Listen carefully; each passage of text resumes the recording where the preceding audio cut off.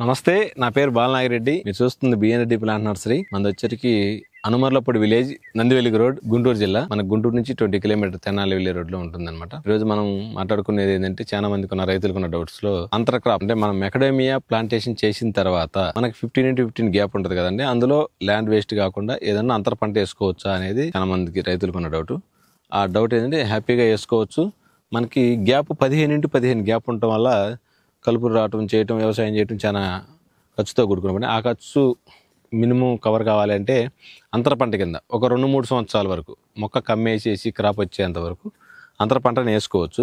అందులో ఎలాంటివి వేయాలంటే పర్మనెంట్ వేసుకునే దానికంటే కూడా, ఎందుకంటే మనకి మెకడేమియా బాగా బుషి వస్తుంది.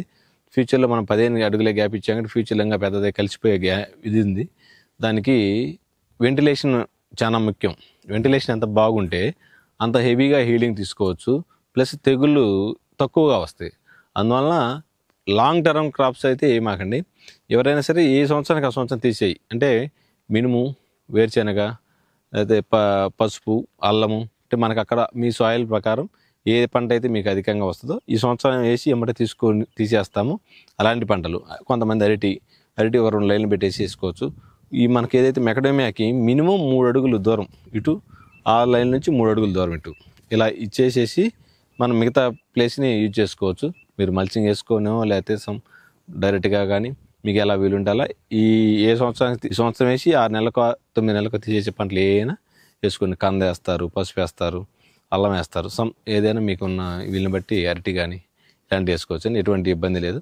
దానికి రెగ్యులర్గా వాడుకునే ఫర్టిలైజర్ ఏదైనా ఉంటే హ్యాపీగా దానికి ఇచ్చే ఫర్టిలైజర్ దానికి ఇచ్చేసేయండి. దీనికి ఎటువంటి ప్రాబ్లం లేదు, అన్నిటినీ తీసుకోగలిగిద్ది మొక్క.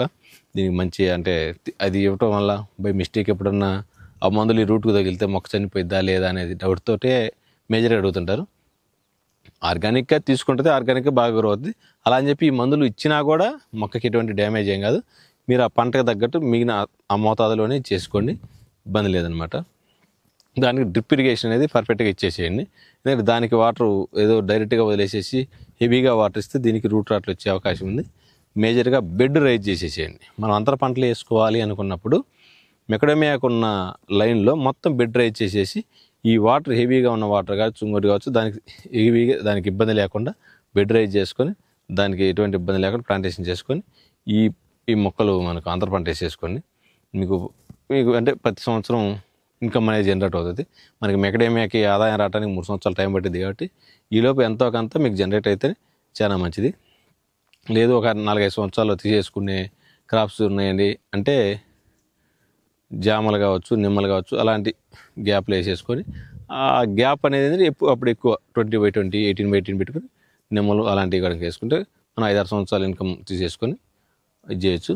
మీకు ఇంకా అధికంగా సమాచారం ఇంకేమైనా కావాలి అంటే మనకి స్క్రీన్ మీద ఉన్న మన నెంబర్కి కాల్ చేసి మెకడేమియా గురించి, వాటి అంతర పంటల గురించి, ప్లస్ ఇంకేమన్నా కావాల్సిన డీటెయిల్స్ కావాల్సిన మిగతా హార్టికల్చర్ క్రాప్స్ ఏదైనా సరే మన సలహాలు సూచనలు ఇవ్వడం జరుగుతుంది. మా నెంబర్ వచ్చరికి 8639653247. ఈ నెంబర్కి కాల్ చేసి మీకు కావాల్సిన ఇన్ఫర్మేషన్ని అడిగి తీసుకోవాల్సిందిగా కోరుతున్నాను. Thank you so much.